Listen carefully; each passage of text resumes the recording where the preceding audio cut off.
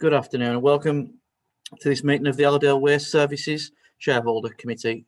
My name is Lee Jardine and I'm the Democratic Services Officer, and for the purpose of this meeting I'm also the host. I will not have any control over the meeting and the meeting will not begin until instructed by the Chair. This meeting is currently being live streamed on YouTube and a recording will be made available afterwards. Everyone has indicated they're attending the meeting is now joined and the meeting is now locked. Shortly I'll hand you over to the Chair, but first, introductions. Can I ask the members to introduce themselves? Sorry, attendees to introduce themselves, starting with the members. Councillor Johnson. Good afternoon, Lee. I'm Councillor Mike Johnson, Deputy Leader of Allerdale Borough Council, and I'll be chairing this meeting. Councillor Fitzgerald. Good afternoon, everyone. I'm Councillor Marion Fitzgerald, Executive Member of Allerdale Borough Council. Councillor Markley. Good afternoon. I'm Councillor Tony Markley, Executive Member for the Environment for this Allerdale Borough Council. Thank you. Now we'll move over to the Allerdale officers. Andrew Seekings. Good afternoon. I'm Andrew Seekings, Chief Executive Officer at Allerdale Borough Council. Brendan Carlin. Hi, I'm Brendan Carlin. I'm the Head of Projects here at Allerdale and I'm also the Deputy Monitoring Officer. Catherine Nicholson. Good afternoon, I'm Catherine Nicholson. I'm the Head of Financial Services at Allerdale Borough Council. Thank you. And now our colleagues from Allerdale Waste Services. Charles Holmes. Afternoon, everyone. I'm Charles Holmes, the Managing Director at Allerdale Waste Services. Joanne Fisher. Good afternoon, everyone. I'm Joanne Fisher, the Operations Manager from Allerdale Waste Services. Thank you. We also have our communications team on the meeting today. So thanks everyone for your introductions. Bear with me a second. So yeah, if you want to speak on the meeting, please use the raise hand function and only speak when instructed to by the Chair. Once you've finished speaking, can you lower your hand? So thanks for that. I'll now hand over to the Chair to start the meeting. Thank you, Lee. Good afternoon, everyone. Welcome to Allerdale Waste Services Shareholder Committee meeting today, Monday, the 26th of October 2020.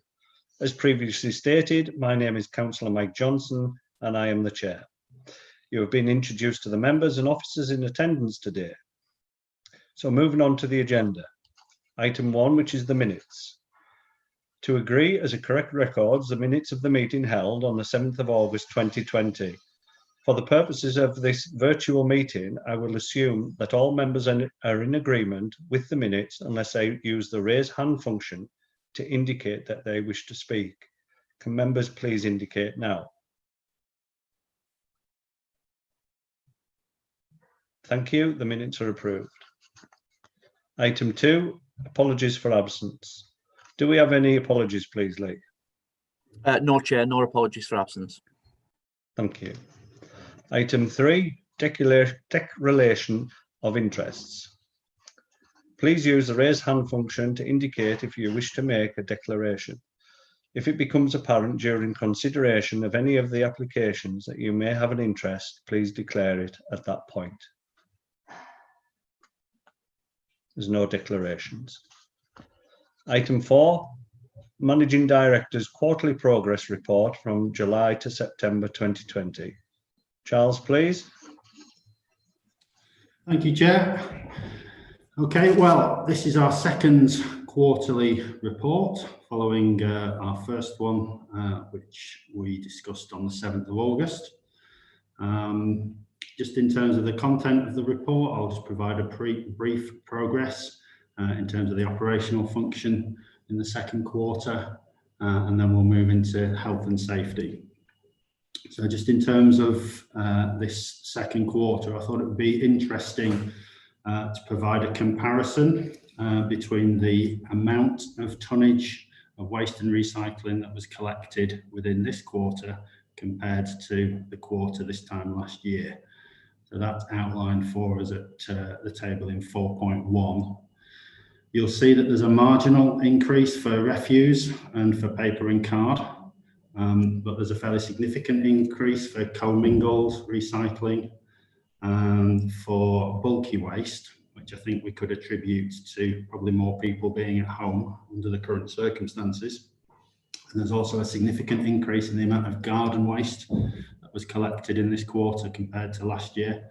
That's as a result of the cessation of garden waste in most of the first quarter, and then that coming back online in July earlier on this year. So I think it's just interesting to see the amount and the increase of the amount of tonnage, some of which I think we could attribute to the current pandemic.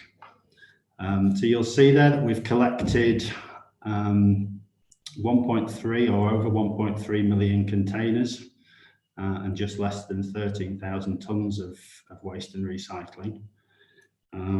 That represents a collection rate for the second quarter of 99.92% of all containers that were presented. So there were, as there always are every month, a number of containers that were missed on the first time. So in July, that was 482. In August, 351. And September, 344. So you'll see there that there's a month-on-month increase in performance in terms of numbers of containers which were missed. So we are improving on that, and we are going to some lengths to ensure that we're collecting as many of the containers as we possibly can that are put out by households. Where containers aren't able to be collected, we go back within 48 hours. Our goal is to go back within 48 hours of those to collect them. And we missed, of those, just 9 in July, 11 in August, and 12 in September. So for the second quarter, there were 31 containers that we didn't get back to within that 48-hour period. It's important to say, though, that we do go back and collect all of those containers that were missed. So, as I say, it's just 31 that weren't able to be collected within those 2 days. In terms of the numbers of containers collected, there were more in the second quarter, as I say, 1.37 million. In the first quarter, it was about 1.2 million containers. So we've collected an additional 135,000 in this quarter, and that relates back to the issue I mentioned before about garden waste coming back online. So as I say, slightly more containers that were collected in the second quarter compared to the first. So we're working on the frequently missed containers. Some of those missed throughout the month and throughout the quarter. We're finding that they are being missed, some of them on a frequent basis. So when we started looking at that, just coming into the second quarter, there were over 60 that were being missed more than twice. And we've been working with the crews and with those households to try and bring that figure down. So for the most recent figures for September, there are just 26 now that are frequently missed. And I'm working with the team and with Joanne to make sure that, again, we get that figure down as low as we possibly can. And in fact, ideally towards nil. We don't want there to be any frequently missed containers. The operations have continued to be delivered throughout the COVID pandemic. We did, at the beginning of the quarter, trial separation screens within the cabs with a view to helping offset COVID transmissions. That was, I think, a valid piece of work we undertook, but in the end, actually, we decided not to go ahead and put those screens in all of the vehicles because there were concerns expressed by the crews in using them predominantly around health and safety and visibility. So we didn't, having trialled that, go down that route. But we do continually emphasise to the team the importance of working to our safe working practices in terms of COVID-19. So working with fixed crews, high levels of personal hygiene and cleaning, social distancing where possible. And now we've also introduced staggered start times to limit the crews arriving all at the same time in the morning. So they're all going off at 10 and 15 minute intervals in the morning, again, to help with that social distancing. We've also recruited into 2 supervisor support positions. The supervisor roles are absolutely key to the functioning of the service. There were 7 expressions of interest given to us from a number of the crews. And as I say, we've recruited into those supervisor support positions, which just gives us resilience within the service, particularly and predominantly around COVID. So that's really an update in terms of the operational progress. Chair, is it appropriate to stop now and see if there are any questions on that before I move into health and safety?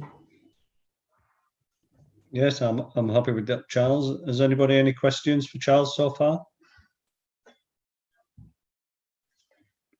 Marion? Yeah, thank you, Chair. Just a comment and a couple of questions, Charles. Thank you. You mentioned about the staggered start times. I'm pleased to hear that, because that was something that we were discussing quite some way back for other reasons. I think that has other advantages as well.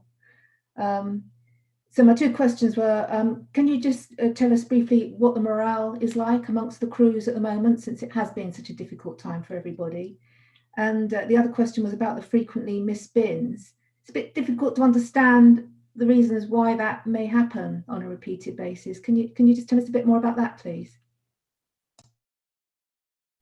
Okay, yeah, certainly will do. Morale, I think, from sort of testing that by speaking to the teams, as myself and Joanne and other members of the office do on a frequent basis, is as high as, obviously we've only been running the service for 6 months. I think we started off relatively positively, and I think we've kept that, in all honesty. I think the crews seem to be happy with the way in which we've dealt with the COVID pandemic, and we've protected them and our customers as much as possible. Obviously, a couple of months after lockdown, we did, along with the NHS and other public service providers, there was a lot of emphasis on the importance of the service and a focus on that, etc.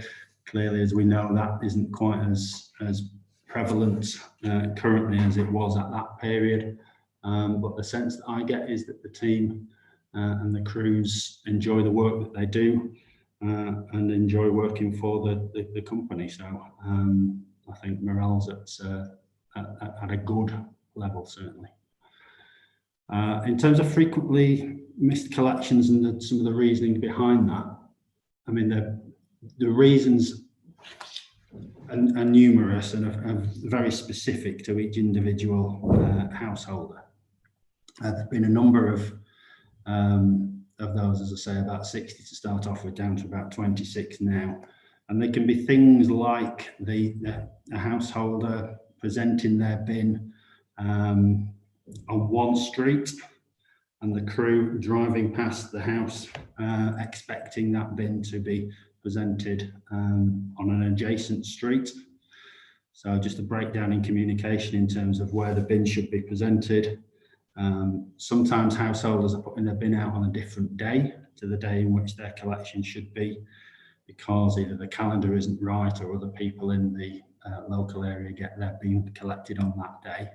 But because sometimes of difficult access and where those households are, that requires a different vehicle to pick their waste up. And so it's really on a very, very sort of individual case-by-case basis. We need to work through the issue to address those and get those frequently missed down, because clearly, you know, that presents an issue for ourselves and for the council in terms of complaints and reports. As I say, it was about 60 when we first looked into it, down to about 26 now. Okay, thank you very much. Andrew? Thank you, Chair. Just to note that obviously in terms of collecting an additional 2,700 tonnes, I was just a couple of sort of queries on that, Charles. Was one, is that feeling like that's costing the company more to do, or are you managing to do that within the existing rounds and the existing resources, and the second one was really what's it looking like in terms of income for that. I assume that we'll be getting additional recycling credits, and what's the market rate looking like for commingled and paper and card and things like that at the moment. Okay, obviously quite a bit to unpick there. In terms of the additional tonnage and whether that's costing us anything more, we are able to collect the tonnage and to collect the waste and recycling within the existing resources that we've got at the moment. As you know, the trade waste side of things was affected throughout particularly the first part of the pandemic in that first quarter. That's pretty much now back to, I think we're still probably about 90%, so it's about 10% off from where it was before. So, you know, the additional requirement to collect the garden waste was able to be facilitated by that offset in terms of trade waste. The markets, in terms of resale value of commingled and recyclate, I think plastic is at one of the highest levels it's been for a number of years now, so that's certainly maintaining its value. I think paper and card still struggles in terms of its value. It's sort of bumping along around about the sort of £25 a tonne value. We've seen that a lot higher in the past. And glass, I think, is pretty steady. And aluminium and cans, again, tends to be quite steady. It's a fairly high per tonne amount of income that the council is able to generate from that. But you're right, that additional uplift in terms of recyclate level will translate into a greater amount of income that the council is able to bring through recycling credit. So that should overall show a positive picture to the council in terms of the impact on that. Thank you, Chair. Thank you, Charles. It's not so much a question from me, but more of a compliment, really. The parish councils that I've been attending recently have all been very complimentary towards the service that Allerdale Waste Services have been providing. They suggest that it's been seamless transition from the previous contractor to Allerdale Waste Services, and the feedback has all been very positive. So it's a well done to you, Joanne, and the rest of the team. And we need to ensure that good work that you've already been doing continues moving forward. So well done to everybody. Thank you, Chair, and I'll certainly pass that on to the rest of the team. I provide a regular staff briefing to them, so I'll pass that on. Thank you. Thank you. Before we, is there any further questions for Charles on his report so far? No, if not, do we would progress on to the management accounts now, Charles, is that correct? I think actually if we could just finish with health and safety, so at 5.2. Yeah, absolutely. And then we can cover the finance and resource implications following that. So, as I say, obviously impacts around COVID, which we're all very familiar with, but outside of COVID in terms of health and safety, I think I've mentioned this before, but it's worth restating that the three main priorities of the company are health and safety, the customer, and business. And that's something that I go to lengths to stress regularly in and around the office, and also dealing with the crews. And we can pretty much relate anything that the company does back to one of those three priorities. Now, in terms of health and safety, and clearly because of the industry that we're in, that's absolutely paramount to our business and to the success of the business. And we continually impress upon the crews and the office the importance of delivering the service in a way that's compliant with health and safety regulations. We, I think, established a high base rate in Q1 in terms of the discipline of health and safety, and we've continued to underpin that by carrying out random gate inspections where we inspect the vehicles that leave the yard to make sure that they pass the required checks and are clean both inside and out. We also undertake random crew engagement sessions where we'll visit crews undertaking the work to monitor and watch operations. And we'll also carry out seatbelt checks as well, because unbelievably, there are instances when the crews don't always have the seatbelt on, and we take a very, very dim view of that and issue warnings to staff. If they continue to contravene that, then the disciplinary route will be followed. We also encourage near misses to be reported, because only when we get sight of things that could have been worse, actually can we start to address those and take action. And our consultants that we engage with on health and safety, Genesis Consulting, carry out spot checks and audits on the workshop and in the office. So there is a committee that meets every month that considers issues around health and safety, and it will look at all of those different areas. One of the areas of work that they've been involved in the last couple of months is the preparation of a video which will be used to induct new staff, to train staff in safe working practices for manual handling and for lifting bins and for safe reversing procedures as well. I thought it was really important. A lot of other waste and recycling companies do use videos for this type of work, and I thought it was really important that we produce our own and engage with the crews and the staff to do that. And so the video is a local company that we've chosen to undertake that work. They're filming the staff in terms of putting the video together, and then there's an over voice from one of the crews as well. That's actually a normal loader that will go with that video. So that's just in its sort of draft rushes at the moment and should be completed and ready to be used from November, from next month. So you've got, I think, attached the health and safety statistics report to this report. We were lucky in September in that there were no incidents and accidents.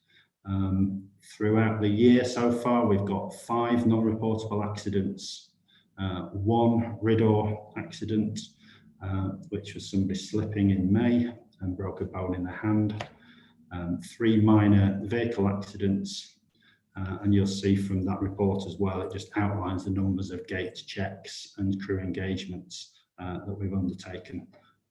As I say, just to emphasise the importance of health and safety in delivering the business. So again, that concludes that side. If there are any questions, happy to take them. Thank you, Charles. Anybody any questions for Charles with regarding the health and safety items? Marion? Yeah, thanks, Chair. Just noticed that there seems to be quite a substantial increase in crew engagement this month over last month. Is there a particular reason for that, Charles? No, it's literally just the availability of the team here and people that are out and about to be able to undertake that work. Probably, actually, the underlying reason for that is that we've now got the support supervisors trained up and working with us. That frees up the existing supervisors to get out now and do much more of that work. So that's why that figure of 20 is in there for September, whereas, as you can see, for August it was 12. One of the important areas of work for the supervisors is doing that and getting out more. And as I say, having those support roles in place enables them to do that. I see, thank you.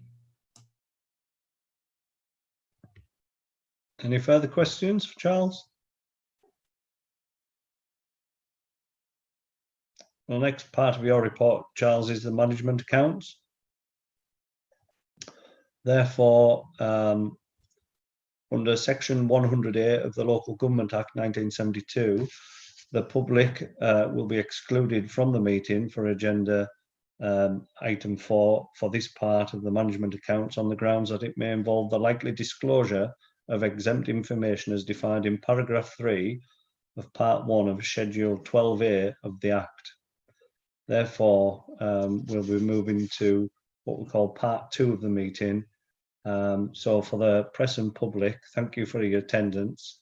The next virtual meeting of Allerdale Waste Services Shareholder Committee will be 1 p.m. on Monday the 30th of November 2020. Lee, could you now confirm